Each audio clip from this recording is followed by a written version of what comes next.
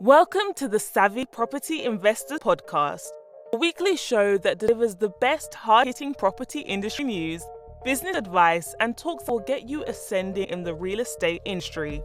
Now, here's your host, the amazing award-winning property and business coach, best-selling author, and serial entrepreneur, Miss Sapphire Gray.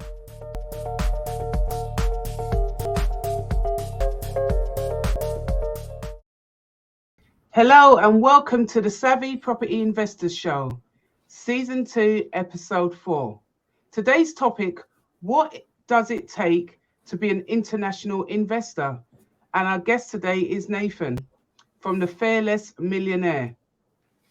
So today you're going to learn about Nathan and what it takes to be an international investor.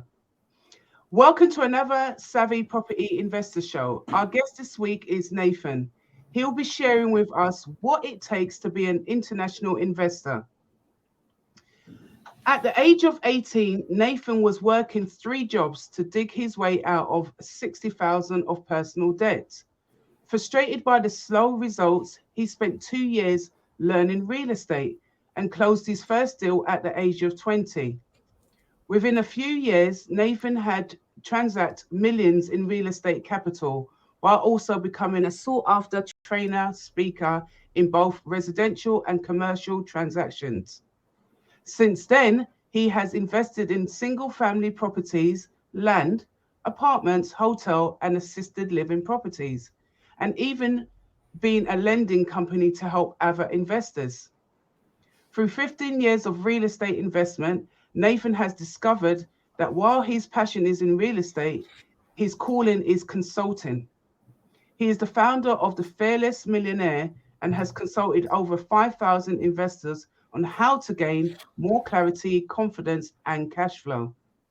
He brings his experience with many types of real estate investments, as well as his joy in working with fellow entrepreneurs, to his ability to guide investors of all experience levels. He is well known for his fearless attitude and no-nonsense diving mentality, both of which has helped his consultancy clients achieve their goals, expand their goals, and achieve them faster in their life and in business. Since 2010, Nathan's passion in real estate has transitioned into closing deals remotely. In 2013, Nathan moved to Uganda, where he met his wife, and where he continues to build his businesses. Since then, he has traveled all over the USA and Europe with his family, settling on islands and that are in Portugal, while investing both locally and remotely. Nathan's greatest achievement in life is his family. He is a husband and father of 2 daughters and a son, with hopefully more children to come. I'm Sapphire Gray, your host. So let's get started. Nathan, that's a fantastic bio of your life. And I know it's a synopsis of your life. You've done phenomenal, and really appreciate you being here, because our listeners are really going to have some really in-depth knowledge about the space of international investing, as well as in-depth about who you are as a person as well. Because you're a no-nonsense person. I love that kind of attitude to just get on with things. And sometimes that's what traps us in life. And the fact that you can do this remotely from the lovely place of Uganda is exceptional. So here's our first question, Nathan. And again, welcome and thank you for joining me today. Thank you. Thank you so much for having me. Appreciate it. It's an absolute pleasure. So let's dive in. What does it take to be an international investor? Oh gosh. Well, that's after all these years of investing remotely or internationally, I think I've summed it down to a very simple strategy or method, and that is invest where you love. Yes. Invest where you love, and that way you're more familiar with the market. It makes it more exciting. Because I'll tell you what, I've had my highs and lows in international investing. But there is 2 tips of advice I would give anyone. And I actually heard it from Robert Kiyosaki. So he's actually the guy who I read his book, Rich Dad, Poor Dad, many years ago. And he's a guy who inspired me to get into real estate. And he made something very clear.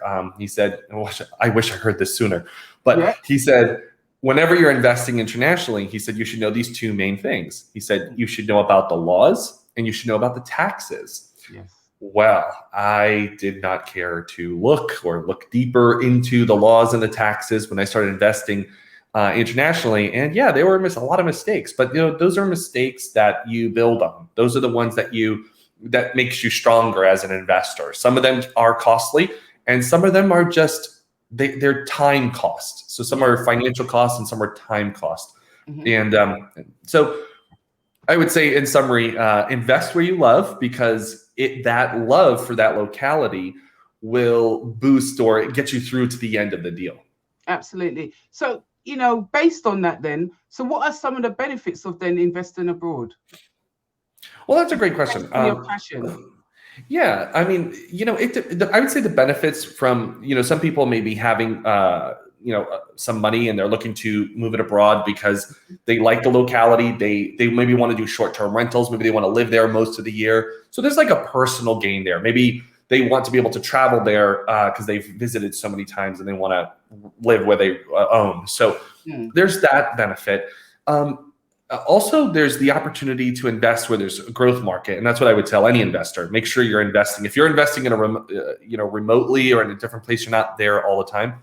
Make sure that it's a path of progress. There's a lot of growth happening in that market. I think those are important parts. Yeah. So, what made you get into investing in property? Because you talked about getting out of a 60,000 debt. So, what was that kind of? Property is going to get me out of this debt and make me move forward? What made you passionate about it? And actually, it wasn't even on my radar at the time. I was literally just working 3 jobs, and I had an ex-fiance at the time, and it was actually her dad who said, "Listen, if you don't read this book, you're not going to marry my daughter." Oh. And it was Rich Dad, Poor Dad. That was the book, and so I took it and. I was like, yeah, whatever. I brought it back to him like a few days later and he's like, okay, what's in chapter 6? And I was like, I don't know.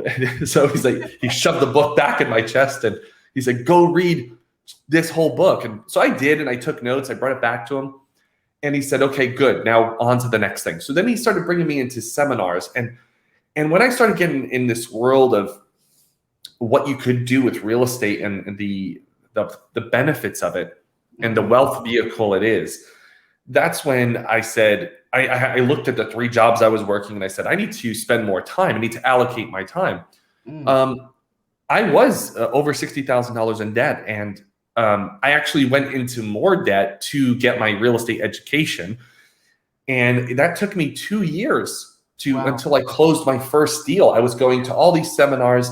And one thing I realized that, listen, seminars are okay, but they're okay for a period of time.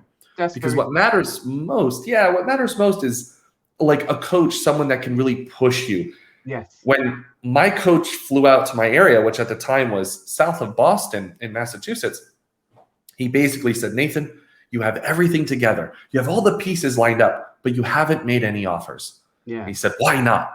And I said, well, what happens if they say yes? That was my response to him. I was like, what happens if they say yes to my offer? And he said, don't worry, man, that's the best part. Anyway, he forced me to make 11 offers. Out of those 11 offers, I got 4 deals accepted and I closed on 2. And those 2 first deals, maybe about $18,000. And that's when it became a reality for me. That's when it really was like, this is it, So. Yeah. And there's 2 things I really want to agree with you on that. Getting a coach I think is paramount, and Absolutely. Getting rid of that fear element as well, because even when you're a coach and you're teaching people how to do it, it's jumping off the bridge. It's literally saying, look, you've got to go and do it. There's no point in actually doing a theory on it and you're not doing the practical, because you're just a Ferris. I always tell people you're a Ferris on a wheel. You've got to jump off that wheel and literally just jump in and say, hey, what's the worst that's going to happen? I'm going to put in an offer. It's either going to be yes or no. But if it's a yes and you've done your numbers, at the end of that, you're going to make some money. So it's kind of getting yourself out of that comfort zone. And a lot of people get stuck on that. And that's why I say having a coach like you are yourself, a consultant, It's fantastic. So it gives them the opportunity to really push themselves out and do So what true. they need to do. So true. So was it, I mean, we spoke about your journey, but was it easy for you? Did you find it easy to do what you was doing? I don't think so at all. I mean, I think, like you said, coaching definitely collapses time. It just takes away years of the learning process, which is really nice. It speeds up everything. But it wasn't easy. I've had a bunch of deals that didn't go as planned, and I don't think any deal goes as planned, honestly. But I think it's just a matter of, if you're, and you mentioned this in my bio, because real estate is my passion, but it's not like my calling in life. It's just a passion I have. And I would say once you're passionate about it, and that really helps you push through the hard times of doing the deals. Yeah, it definitely does. So you have this fearless attitude, no nonsense drive mentality. Where did that come from? That's a great question, because I actually brought up very shy. I was very quiet. And I struggled with that because I did want to, make more money. I wanted to build wealth, but I was very shy. I didn't really network with people. And honestly, I give all the credit to a man most people would probably know, especially in your audience, is a man by the name of Tony Robbins. Yeah. And international speaker and consultant. And I went to one of his events. It was the ultimate UPW, Unleash the Power Within. I walked across fire, and I'm not saying that's the complete turning point, but it was then when I did that, I realized that if I could do that, I could do anything. Anything, yeah. Yeah, and it was all around that time in my life. I like to use the word gullible because what I did was I literally soaked in and believed and applied everything that man taught. Okay.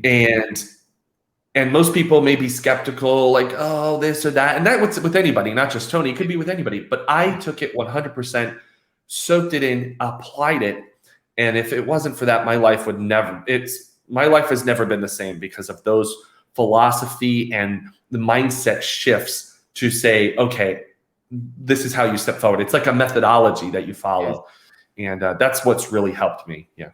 That's brilliant. And that's another thing as well, is correcting your mindset, and if you've got someone that you're following and they're delivering what you want, it's an individual choice. It's not a case of I'm doing it because everyone else is doing it. I'm doing it an individual choice for me to do it and build yourself. So I mean, I know of Tony Robbins as well, and walking across fire, that is definitely something that really makes you sit up and take account for yourself. So excellent.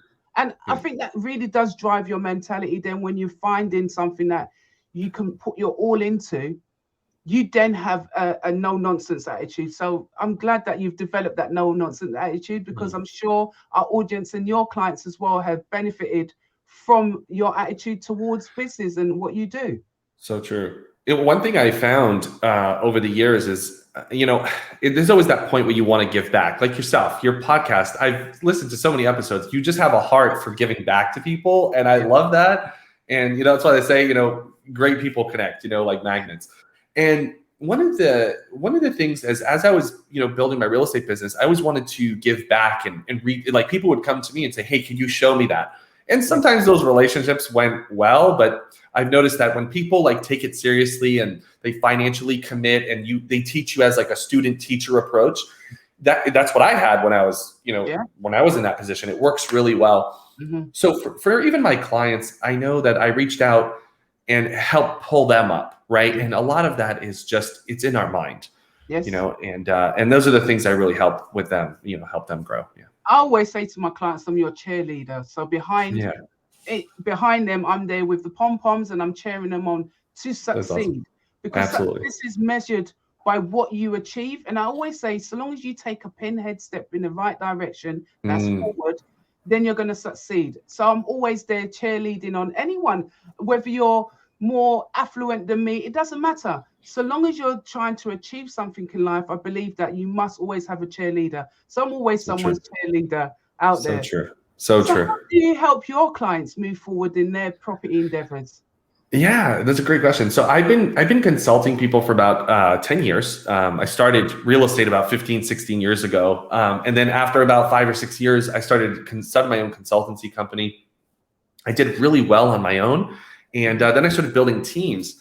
And what I discovered in those first few years of doing a consultancy company is I really like broke down, like, why are you stuck? Like, some of those things I mentioned earlier, fear of making an offer, fear of not knowing what to say, fear of, not knowing what the right contracts to use, and all that kind of stuff, the details, little details.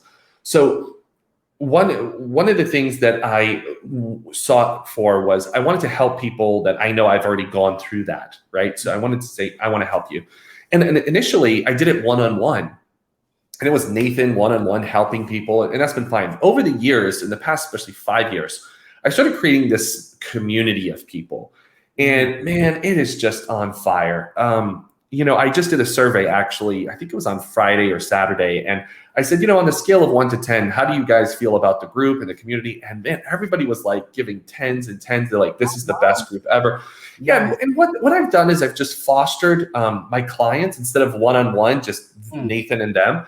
I brought them into a community, and it's amazing how everyone's helping each other. Everyone has goals. One of the really unique things we brought in about 3 years ago was everyone who comes in the group, even if they're just brand new, they have to go to 25 deals. That's their goal. They have to hit 25 transactions. Nice. So after they do that, they elevate to the next. They graduate. They go to the next level. Yeah. And that's been fantastic. It really, you could see, like, we just had another student of ours just hit the 25 mark. And it's so great because then they advance and they go into other things. So it's been a blessing to them. I think that competitive edge in all of us. Exactly. People, when you're in a community and everyone's doing it, you want to do it as well, and you want to pull that community together. And I think that's key to what you do, because you've got this massive community that all want to work in sync with one another. So you've been fantastic at delivering that and giving your community the benefits of your knowledge. But everyone else is involved in it as well. And when people share within a community, it really does boost everybody's morale, confidence. And and always say, if they can do it, so can I. We're all human, So it's like moving ourselves forward and allowing ourselves to really build on that. So is it easy for anyone to get into the international property space? I would say, I think it's relatively easy. I mean, over the years, I've had friends. I mean, real estate is pretty much the same anywhere in the world, right? So you have people, you have people probably buying in the UK, people just, for foreign investors buying there. Foreign investment is always everywhere. So on a higher level scale, foreign investment happens. So if we break that down to maybe the solo entrepreneur who wants to invest abroad, it's definitely doable. Some countries, they require that someone in the company that has to be of that same nationality. Yeah. So that may be the case. That's not a problem. It's paperwork, a little bit of paperwork. Yeah. Other than that, it's not that difficult. And I always say, I think the first best step to invest abroad is invest where you wouldn't mind living if you were to live there. So you have this like love or passion, or maybe you've traveled there multiple times and you just really love it, or maybe it's just a destination that you see growth in, and you've been there before, and you just want to rent it out for short-term rentals most of the time, or maybe long-term rentals. That's fine too. But that would be my first startup advice, to investing internationally. Excellent. Well, we're going for a short break, so join us after the break with more insights from Nathan.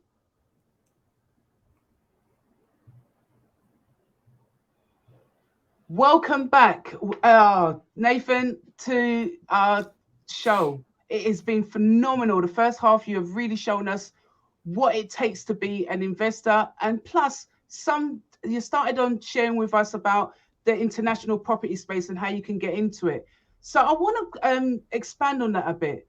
What is the different regulations and pitfalls? Because we touched on this at the first set of questions. But what are the different regulations and pitfalls of investing internationally?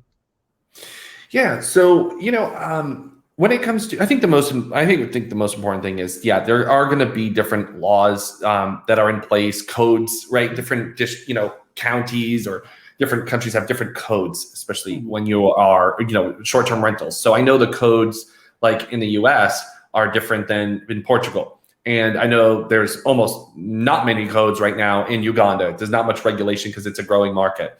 So I would think once you know, I would say here's a tactic. Find someone who is already in the industry. So if someone is investing internationally and you're looking to buy a property, definitely get an agent in that area. You're going to want a broker, someone who knows, who's been doing this more than a year, who maybe is familiar with working international investors. So get someone who already has some experience. That's going to help speed up the process.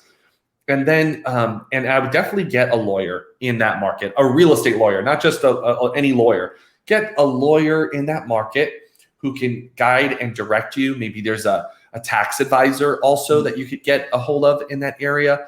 I would say those are pretty much the three main people you need in your area. You need someone who's familiar with the real estate market, a lawyer for the legal side, and then maybe a CPA, an accountant for the tax purposes. Those would be your power team in the market.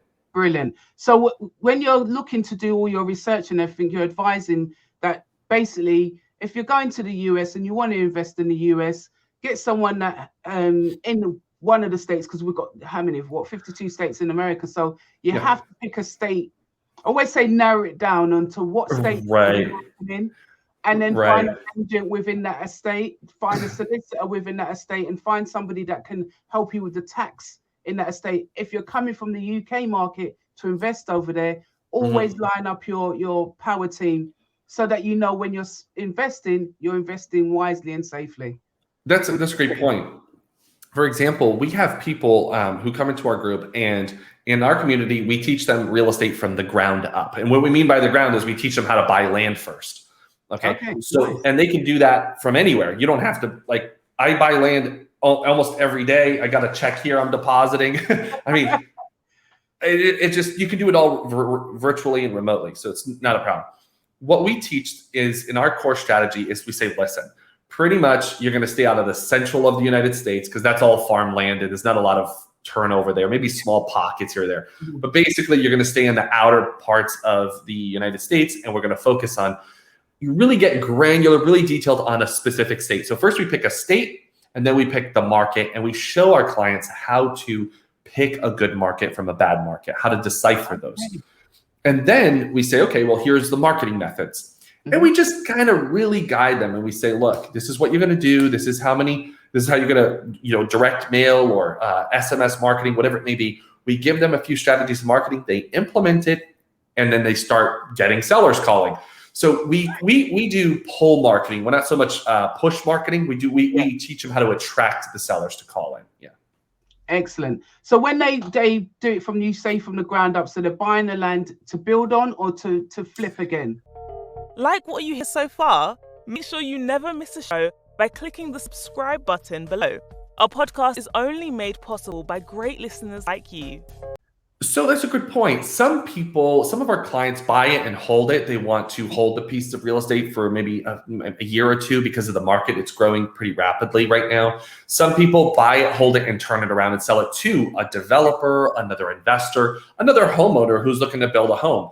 So some of our clients do different things. The good thing is we have people who maybe are not so, their pockets or their wallets are not so big. That's okay. When you mentioned in my bio about funding, we also offer a funding service.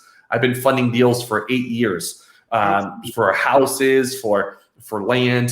So we actually offer some funding with special rates to our members to help them get started, also to do their first deal if it's needed. Sometimes they don't even need it. They do the deals themselves. And we have one of our clients, he's done 18 deals and he's done every transaction himself.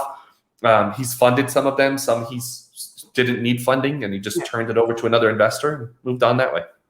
And I think that's really good as well, that your community has the resources within that community. They don't have to look outside of the community to get an external investor. And I think that sometimes that's what blocks a lot of people as well. If they find these deals, who's going to help me finance these deals if my pockets ain't rich enough? And that's why I say getting a coach, getting a consultant on board, because you don't know what that consultant can bring to the table. I've always said to my clients, if you come across a deal, we can find the finance for that deal. So bring the deals. So it's That's really awesome. good that you offer that within your space. And I love the fact that you're sharing that, and somebody from the UK can go abroad, the US, and work with you to find land deals, and then have it all compliant and still have, investing internationally. That's fantastic. Oh, absolutely.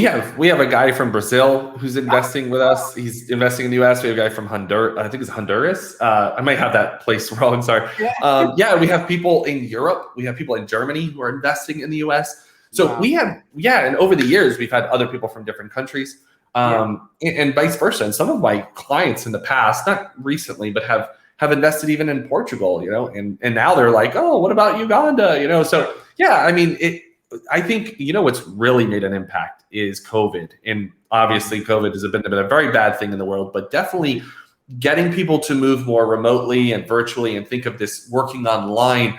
I think it's helped propel the speed of being in real estate internationally. And I think it's propelled people just getting into real estate full stop, because people are looking at, I've never thought about, my pension. I've never thought about I should have residual income. I never thought about things. And now people are shifting and thinking, the banks ain't giving me a good return. Where can I best put my savings and make more money from that? And that's absolutely people into, I need to think about real estate. Bricks. My goodness. I think it's the safest. I'll tell you what, if anybody, and I say this all the time to my own clients, anybody I talk to, if anybody has at least $50,000, pounds, whatever you have, if you have at least 50,000, you can put a down payment on a rental property. That's better than sitting in the bank. That's true. Just if you take a small nest egg, even if you don't have 50, if you have 25, maybe you get a different property or you get a partner involved. You take that money, you put it into a rental property, you are more ahead than letting that money just sit in a bank account. 100% agree with that. And I mean, I done a show yesterday, and one of the scenarios that was thrown on me was, if I had 50K, what would I do with it? And it's so simple. I'd look for a house that's 100,000. I'll borrow 75,000 from the lenders, put 25 in, 25 for all my fees, left 2K change. Exactly. You have to learn how to utilize what you have. And so having 50,000, I totally agree. Do not leave it in the bank. It gives you peanuts. That's so true. Yeah, that's so true. And so we talked about touched on the legal issues. What are some of the real big legal issues with investing abroad? So from my experience, and I can mention Portugal has been one of my most recent experiences that I can speak to. I would say, I'll tell you what, I've lived in 3 different countries, and I have to say, personally, Uganda is the most entrepreneurial company that I've ever seen. It's, I mean, like everybody wants to has a business or starting a business, or it's just it's everywhere. It's amazing. Anyway, so in Portugal, under socialism, a deep root of socialism, it's just the opposite. It's like the government is blowing out the flame of entrepreneurialism. It's like nobody wants to start a business. It's very difficult. Actually, foreigners mostly like to start the businesses here because they remember we talked about, they like the locality. They like it's different to them. So I would say the biggest thing that I found as difficult investing in Portugal is, number one, taxes. Okay. Under socialism regimes, the taxes are always very high, and you can still have high taxes, but if there isn't incentives for small businesses, that's the key. If you're taxing small business owners, man, it's really hard to spin up an economy. It really is. If the government is always jumping in and subsidizing small businesses, I understand subsidizing for people who have different lots in life. I get it. Different social class. I get it. However, when it comes to small business and the entrepreneurial spirit, if you are restricting their growth and you're subsidizing it in exchange, that is something to be careful of. And that's something that I realized after the fact in Portugal, that the government loves to subsidize. They'd rather have more control and give less control to the entrepreneur. And I think that's a downer.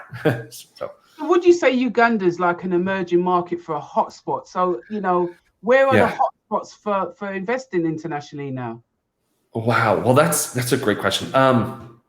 across the world right now, we are seeing real estate at its all-time high. So, I mean, you could throw a rock in almost any country, and you're going to say, there's going to be a big metropolitan area that's growth. But I will say this, for example, if someone really liked, Madrid, Spain, very hot market.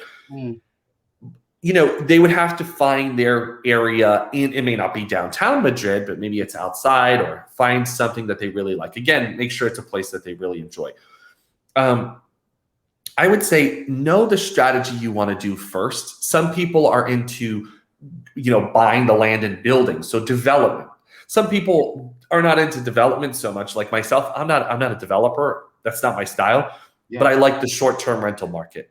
So in short-term rentals, for example, yes, you can buy the property and own it and then rent it, but eventually you're going to run out of capital. That's happened to me multiple times. I've bought properties and I ran out of capital, and wait till more financing comes in and you buy more. But there's another way to short-term rentals. Yeah, you can have property owners that have the property but can't manage it. They don't have the time or the effort or the resources.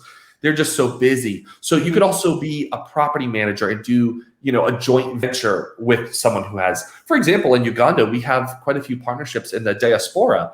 People, Ugandans who work in the UK or in Germany or the US, and we manage their properties in Uganda for them, and we split. So there's that option too. So I would say enjoy the market, love the market, and then find your strategy that works best for you to invest in that market. Absolutely. I agree with that, because when you're looking at hotspots, there is a plethora of different hotspots, but it depends on the strategy that you choose. So if you wanted to set up sort of a service accommodation, which we're used to that term in the UK, of renting short term, then it's something that you can do abroad as holiday lets. Exactly. And then you're finding the hot holiday let places. That's where you would then find the hotspots. So it is according to your property strategy that you will go into it, investing abroad as well. So how can someone save time by using a coach when investing abroad? Well, that's a great question. And just when you were saying that last sentence, it just made me think, listen, I didn't start investing abroad right away. I want to make that clear to your audience and anyone listening, is because I would say first do real estate locally, get familiar with doing deals. I didn't just wake up and do real estate. Oh, let me do this remotely. I first started my first deal remotely was in the same state in North Carolina, and it was 4 hours away. And I didn't go look at physically. Nathan didn't go to the property and look at it and buy it and do what we did. That's how I started. Then I went from, let me try that state. Then I said, okay, let me do it from over the pond. Let me do it from Uganda, and so on and so forth. So I would be mindful of that. Like, investing internationally should not be your first deal. Right. And then from there, I would say, anyone who's, thinking about working with someone, make sure they have experience. Make sure that coach is not just a theorist and says, oh yeah, you can do it. No, get their background, find someone who has experience maybe in specifically that area of real estate. There's some people who coach and they only coach on like self-storage facilities. So that's all and they're really good at it. Find someone who's good in that area. If you're interested in short-term rentals, find someone who's really good in that area. Land, find someone in that area. So find someone who's has good expertise in that specific area, and that will help, speed up the process. I absolutely agree with that. And I always say that you have to start at home. And it can be at home in the UK. There's a lot of my clients that live in London, for instance. But where the really good deals is northeast, which is about 6-7 hours away. So I always say, yes, you can still invest in those areas and manage it well. But always find someone that can help you understand how do you manage it remotely from a distance. So you're absolutely right. Finding someone that is specialized in an area, if it's houses of multiple occupation, if it's service accommodations, if it's short lets, if, whatever that strategy is, always find someone that can help you and focus you on that strategy. And then you can start deviating out your portfolio, but start with home first. And then once you become that seasoned property investor, then you can deviate out to international property investing as well. Agree with you on that. Yeah. So just the last couple of questions here. Uh, what are some of your favorite countries you love to travel to and invest in? Oh goodness. Well, I've only invested in 3 countries so far. That has been the United States, Portugal, and Uganda. Favorite countries to travel to. I was just watching this gal on YouTube the other day, and she relocated from Nigeria. She relocated to Bali, and she's building a house. Oh, So wow. she's a real estate investor. She's done a bunch of stuff in Nigeria, but she decided to relocate to Bali and building a house. I was like, wow. I mean, I don't know. Like, I'm not there yet. but I give her a lot of kudos for doing that. And I would say, again, it goes back to that thing, like if invest where you are going to either you enjoy it or have a love for it. Our next, for me and my family, like we have to go, we're going back to Uganda next week, actually.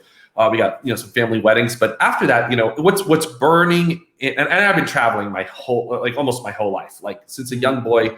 But even in my early 20s, I just had this addiction to travel. We just came back from Germany. We were in Germany for about a month. Loved it. And my next thing is I definitely want to get to Southeast Asia. I want to get to Malaysia and Singapore, Cambodia, Vietnam. I just want to be there for like 6 months to a year, and we've done this before. My wife and I had 2 daughters at the time, and what we did is we started in Milan, Italy, and we just took 6 months. We took boats, trains, planes, buses, and we just went all over Europe and Switzerland. We took our time. It ended up being about 6 months of just travel, and I would be working in the doing some work in the morning, but traveling in the afternoons with my family.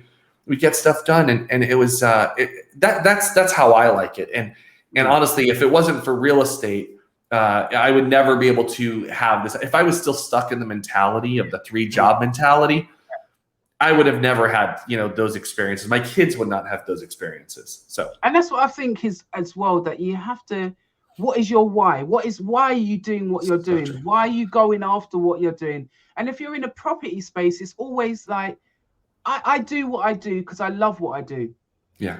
Do I have to do it? And I always say, do I have to get up Monday morning? Well, no, I could have a break if I wanted.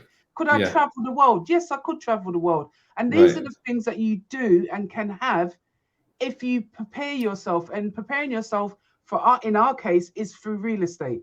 Yeah, true. We've said, right, this is what we love doing. This is what I get up for every Monday morning. I love, and my passion is real estate. I love doing it. I get up and I do it. But it allows me then to afford the luxuries of life as well, to get out there and to explore the world, because it's such a big place.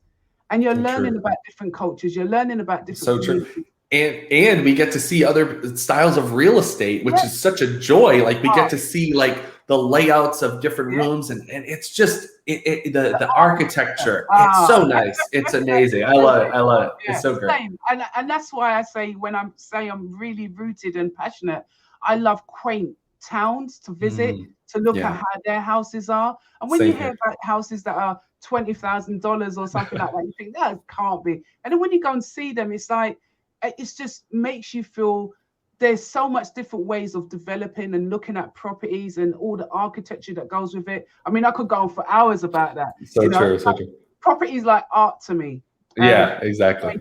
So I love being able to travel to see different things, and I always make it part of my agenda to look at different real estates when I'm abroad, just to get a feel for the colonial styles, all the different styles that they have out there, and what I like and what kind of things that I can then impart through sharing with my clients as well.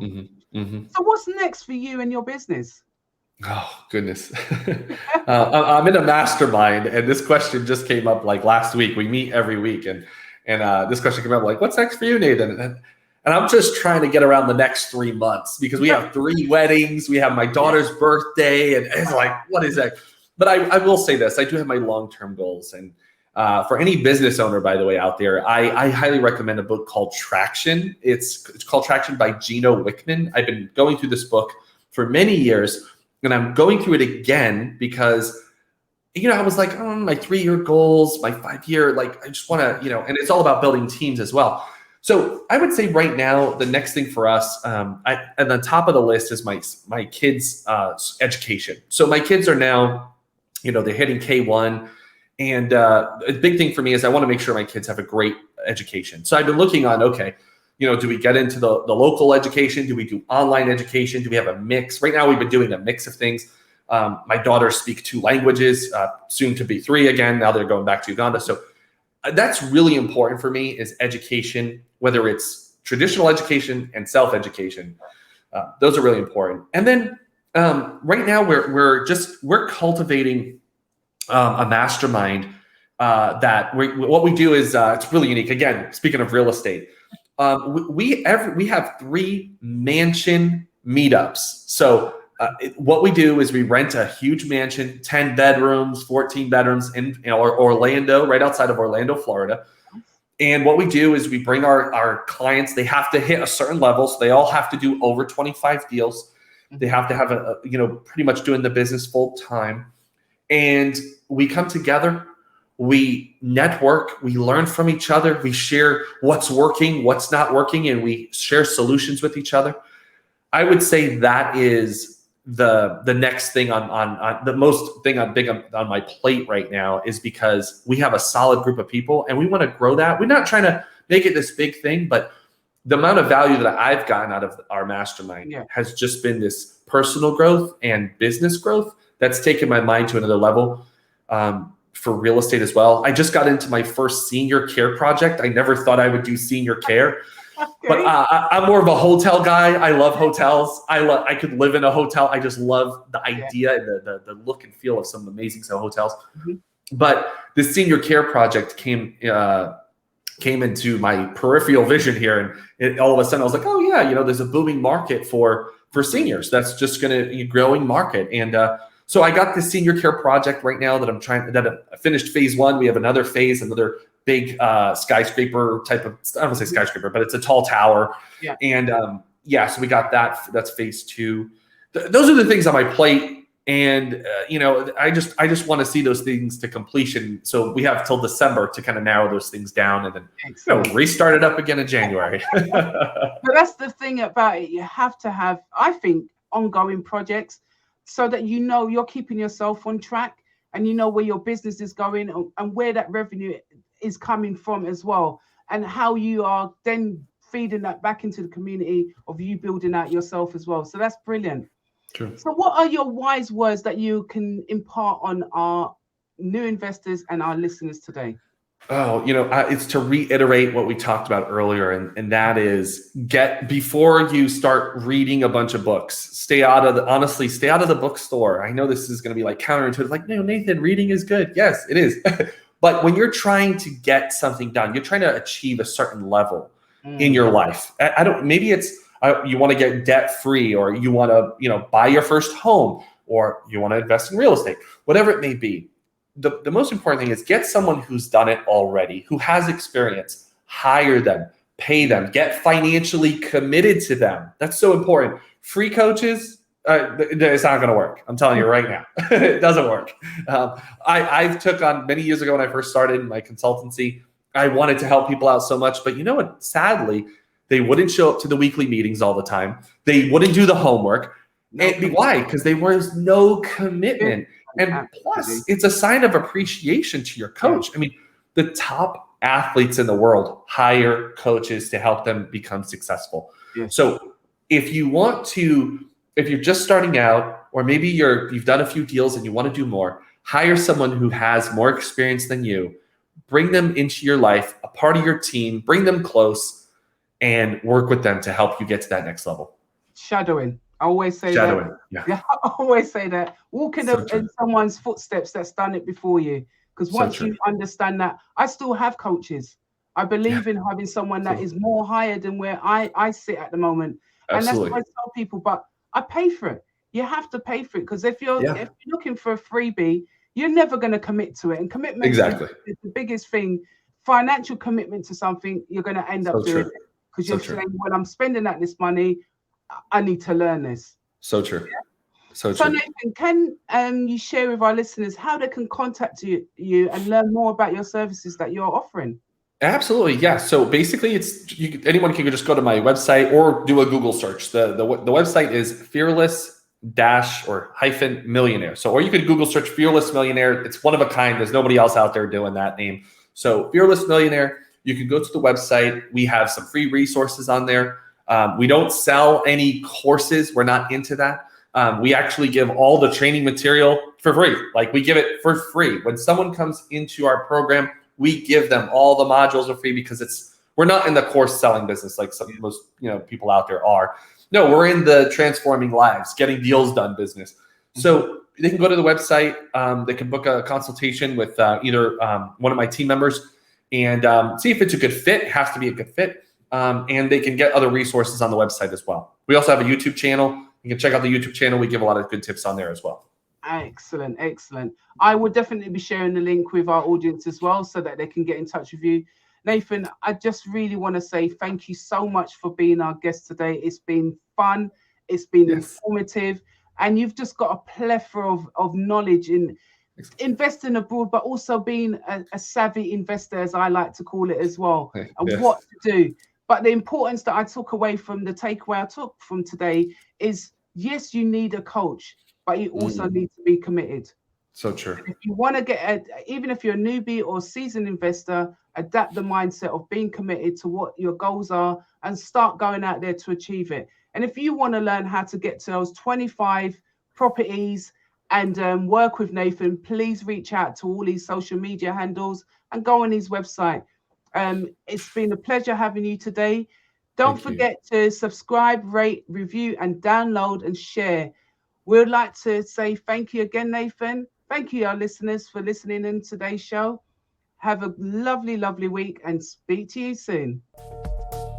This week's episode of the Savvy Property Investors Podcast was brought to you by our sponsor, Savvy Women Group.